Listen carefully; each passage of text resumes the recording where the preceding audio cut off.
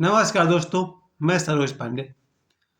कुछ लोग सिर्फ अपने लिए जीते हैं और हजारों लाखों करोड़ लोग सबके लिए जीते हैं। आज मैं उन बहुत सारे लोगों को याद करने वाला हूँ जो आज भी सिर्फ अपने लिए नहीं जीते हैं।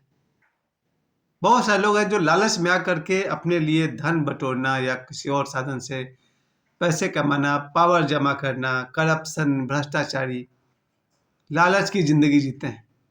और आज ऐसे बहुत सारे मेरे दोस्त हैं, मेरे रिश्तेदार हैं और बहुत सारे नेतागण हैं, आध्यात्मिक गुरु हैं जो सिर्फ अपने लिए नहीं जीते, सबके लिए जीते हैं। आज गुरुवार है और गुरुवार को मैं ऐसे लोगों को याद करना चाहता हूँ जो बहुत लोगों के लिए एक मिसाल है, उदाहरण है। गुरु तो नहीं कह सकता हूँ कि वे आध्यात्मिक गुरु हैं, लेकिन आज मैं ऐसे बहुत सारे लोगों को आपको सामने बताना चाहता हूँ जो सबके लिए जीते हैं। अभी कल की या आज सुबह मैंने सुबह सुबह अखबार देखी, हमारे झारखंड के मुख्यमंत्री हेमंत सोरेन साहब गिरफ्तार हो गए। इस बारे में मैं सिर्फ यही कह सकता हूँ कि आदमी जिन्हें हम अपने झारखंड का मुख्यमंत्री चुन रहे हैं, उनके साथ अगर ऐसी बात होती है कि गिरफ्तारी होती है या कोई भी कारण होता है, कहीं ना कहीं तो कुछ बात होती है। खैर, मैं राजनीति में जाना पसंद नहीं करता हूँ, लेकिन जब कोई आदमी सरकार चुनता है, कौन चुनता है? जनता ही सरकार चुनती है। ऐसा आदमी जो दूसरों के लिए जीता हो, परोपकार के लिए जीता हो, उसे चुनना चाहिए हम सबको। आगे भी ध्यान रहे, चाहे हम अपने देश के लिए प्रधानमंत्री चुने या अपने राज्य के लिए मुख्यमंत्री चुने या अपने जिला के लिए सांसद चुने या अपने क्षेत्र के लिए विधायक चुने या अपने इस लोकल एरिया के लिए पार्षद चुने। ऐसे व्यक्ति को चुनिए जो अपने लिए नहीं जीता हो, सबके लिए जीता हो। और ऐसे लोगों की कमी नहीं है। एक लड़का है, लड़का क्या मुझसे तो बड़े हैं शायद, हिंदुस्तानी भाऊ। इनको मैं 4-5 सालों से देख रहा था, यूट्यूब पर उनकी वीडियो देख रहा था। उनकी आवाज़, उनकी बात बहुत कड़क और स्पष्ट है और बहुत ही वो कठोर भाषा में बात करते हैं। लेकिन उनका प्लस पॉइंट ये है कि वो सनातन धर्म के लिए बोलते हैं। हिंदुस्तानी भाव मुंबई में रहते हैं और सनातन के लिए उनकी आवाज़ उठती रहती है। हमेशा के लिए मुझे लगता है 4-5 सालों से तो मैं उनको देख रहा हूँ वीडियोज़ पर। उनके लिए मेरे मन में बहुत आदर है, इसलिए है कि वो अपनी कमाई का 70%, 70% इनकम समाज सेवा में खर्च कर देते हैं। वो कहते हैं कि उनके बहुत सारे एम्बुलेंस हैं जो 24 घंटे फ्री चलते हैं, लोगों के इलाज के लिए पैसे देते हैं, बहुत सारे बच्चों का स्कूल फीस देते हैं। यही मेरे आज के वीडियो बनाने का मकसद हुआ। सिर्फ वही नहीं, मेरा एक और बच्चा है, मेरा एक भगीना है। वो भी जब कोरोना काल था, जिस समय कोरोना में सब लोग अपने अपने घर में थे, उस समय मेरा वो भांजा लोगों के बीच जाकर सैकड़ों हजारों लोगों को अपने हाथ से भोजन परोसता था, मुंह पर मास्क लगाए रखता था। और मुझे याद है 2020 में लोग उसके भोजन लाने का इंतजार करते थे और भोजन सर्व करता था।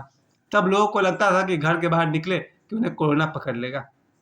उस 2020 में मेरे से आदमी घर से निकलता नहीं था। उसमें मेरा वो जो भांजा है, वो सभी के लिए काम करता था, सैकड़ों हजारों के लिए अपनी जान की परवाह किए बिना। वो शायद पूरे 2020, 2021 2 साल तक कोरोना का लहर बहुत चला था।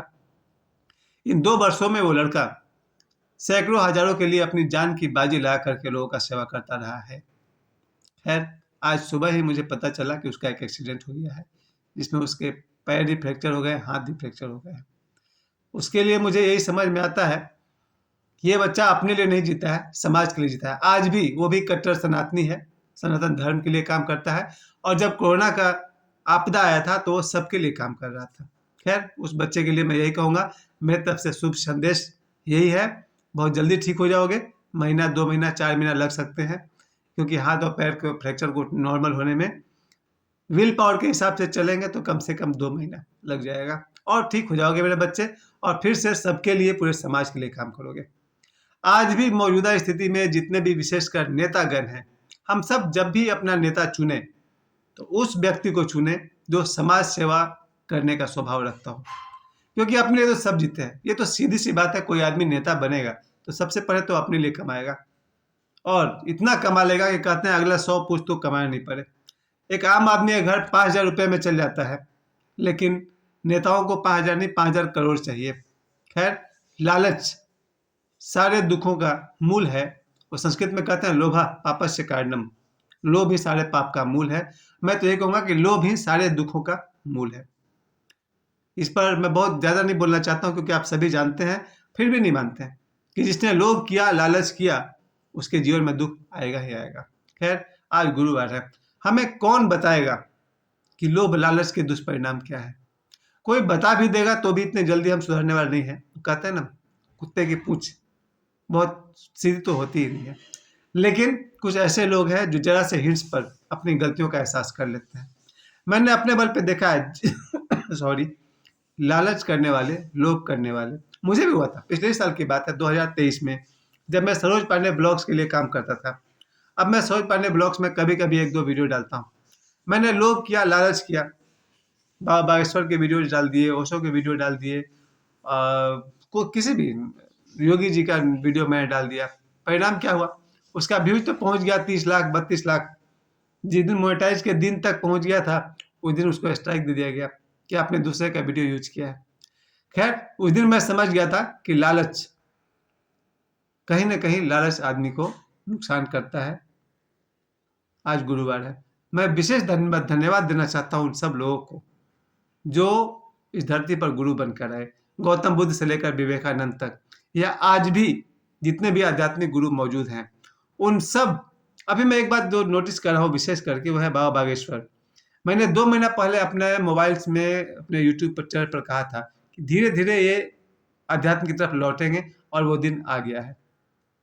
अब मैं देखता हूँ इनको, इनके प्रवचन में जब जिन दिन वो कथा करते हैं, समझिए कि 50% जो उनकी बातें होती है वो आध्यात्म के लिए होती है, और बाकी 50% वो धार्मिक बातें करते हैं, भगवान राम का नाम लेते हैं, भजन गाते हैं, हनुमान चालीसा गाते हैं, लेकिन लोगों को जगा रहे आत्मज्ञान की तरफ। आज ही वो बता रहे थे कि दूसरों को जानना ज्ञान है और स्वयं को जानना आत्मज्ञान है।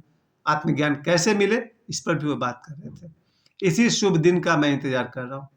जितने भी कथावाचक आज मौजूद हैं, देवकी नंदन ठाकुर जी है, अनिरुद्धाचार्य जी हैं, महिलाओं में जया किशोरी जी है, चित्रलेखा जी हैं, इन सब से मैं कहना चाहता हूँ, कथा वाचन के माध्यम से लोगों को आध्यात्म की तरफ मोड़िए, पर इसके लिए पहले आप ही को खुद मोड़ना पड़ेगा। बिना गहरा ध्यान किए, बिना मेडिटेशन किए, जब तक आप स्वयं को नहीं जानेंगे, आप कैसे अपने कथा सुनने वाले को ध्यान की तरफ मोड़ पाएंगे? जितने भी कथावाचक है बड़े संतुष्ट हैं कि भाई एक एक प्रोग्राम का शायद वो लोग 1 करोड़ रुपए के आसपास चार्ज करते हैं, या कोई भी बड़ा अमाउंट चार्ज करते हैं, इसी में खुश रहते हैं। फिर कहीं कथा करेंगे, 1 करोड़ फिर मिल जाएगा। सुनने के लिए 10-20 लोग पहुंच ही रहे हैं प्रतिदिन। अहंकार भी भरपेट भर जाता है, कि ईगो, कि भाई हमको तो लाखों लोग देख रहे हैं, हमको करोड़ रुपए मिल रहे हैं, और इसी में जिंदगी पार। नहीं, कथावाचक ही मात्र बनना है, और लोगों को सिर्फ कथा ही सुनना है, तो सुनाने वाले मिल जाएंगे अगर सुनने वाले तैयार है तो। लेकिन ये तो समय का बर्बादी है, पैसों की बर्बादी है। अगर एक आदमी 6 घंटा कथा सुन करके भी वही का वही रह जाए, तो फिर कथा सुनने का फिर विशेष लाभ क्या? कथा वही है जो आपको अध्यात्म की तरफ मोड़े, और बाबा बागेश्वर वो काम बहुत बढ़िया से कर रहे हैं। उन्हें ध्यान का अनुभव होना शुरू हो गया है, अब वो स्वयं ही ध्यान करते हैं। उन्होंने अपने एक प्रवचन में कहा भी था, अपने इंटरव्यू में कहा था कि मैं ध्यान करता हूँ। जो आदमी ध्यान करेगा वही अपने श्रोताओं को, दर्शकों को, अपने शिष्यों को ध्यान करना सिखाएगा, ध्यान करने की प्रेरणा देगा। इसलिए आज के युग में अगर कहा जाए, जितने भी कथाकार आपको दिखाई पड़ रहे हैं, उनमें से एक ये नौजवान है बाबा बागेश्वर, जो अब अपने शिष्यों को राम कथा, हनुमान चालीसा के साथ साथ अध्यात्म, ध्यान, मेडिटेशन की तरफ भी बढ़ा रहे हैं। इसी शुभ दिन का मुझे इंतजार था। और आप सभी ध्यान रखिए, मैं आप लोगों को रोज, कल मैंने बताया था कि एक शिक्षक ने 2 शिक्षक की हत्या की, या आज मैं कह रहा हूँ कि हेमंत सोरेन साहब गिरफ्तार हो गए। इन सब घटनाओं से आपने क्या सीखा? मन का खेल, मन के जाल में आदमी फंस जा रहा है, और जीवन क्या से क्या हो जा रहा है। मन के जाल में फंसने के कारण ही शिक्षक ने उन 2 शिक्षकों की हत्या की होगी। मन के जाल में पड़ कर के ही हेमंत बाबू जो आज गिरफ्तार हुए हैं। कहीं ना कहीं मन का कोई खेल है जो समझ नहीं पा रहे हैं। यही सदगुरु हमें सिखाते हैं, हमारे गुरुदेव सिखाते हैं, ध्यान करो। ओशो कहते हैं ध्यान करो, अब तो बाबा बागेश्वर कहते हैं ध्यान करो। ध्यान करो का मतलब अपने मन के साक्षी बनो, और जब जब मन में लोभ आए तो अपने मन से कहिए शट अप। या फिर ओशो कहते हैं लोभ उठता है, उठने दीजिए, आप बस देखते रहिए, जो गलत है वो विलीन होगा। मन में क्रोध उठता है, अगर यूज करने लायक है तो यूज कीजिए, और अगर आपका ही नुकसान कर रहा या किसी और का नुकसान कर रहा, तो फिर क्रोध को कहिए सेट डाउन। आप इस लायक हो सकते हैं मेडिटेशन के बाद कि आप अपने क्रोध का उचित उपयोग कर सकते हैं, या क्रोध चलता है तो चलने दीजिए, आप साक्षी भाव में बने रहिए। यही मेडिटेशन है। हमारे जीवन में जितना भी दुख है, काम वासना के कारण है, वहाँ भी वही फॉर्मूला है। काम वासना के दमन से तो कुछ होगा नहीं। काम वासना को समझिए और उसे साक्षी भाव से अगर हम देखते रह जाए, उसे विलीन होना ही पड़ेगा। साक्षी भाव से देखने से सिर्फ पुण्य बढ़ते हैं, होश बढ़ता है, अच्छे कर्म बढ़ते हैं, सही विचार बढ़ सकते हैं, लेकिन गलत विचार और गलत कर्म साक्षी भाव के साधने से समाप्त हो जाते हैं, धीरे धीरे ही सही। आज गुरुवार है। आज मैं अपने इस वीडियो के माध्यम से आप सभी से कहना चाहता हूँ, जहाँ कहीं भी देश में कहीं आपको गलत दिखता हो, समझिए ध्यान का अभाव है। और जहाँ कहीं भी आपको सुख और शांति दिखती हो, समझिए ध्यान का प्रभाव है। हम सब ध्यान करें, ध्यान सीखें। ओशो से सीखिए या गौतम बुद्ध से सीखिए या बाबा बैश्वर सीखिए, कहीं से भी सीखें, ध्यान सीखिए और ध्यान में उतरिए। आज गुरुवार है। आप सभी को बहुत सारा एक बार फिर से प्रणाम। ध्यान है तो सब है। धन्यवाद।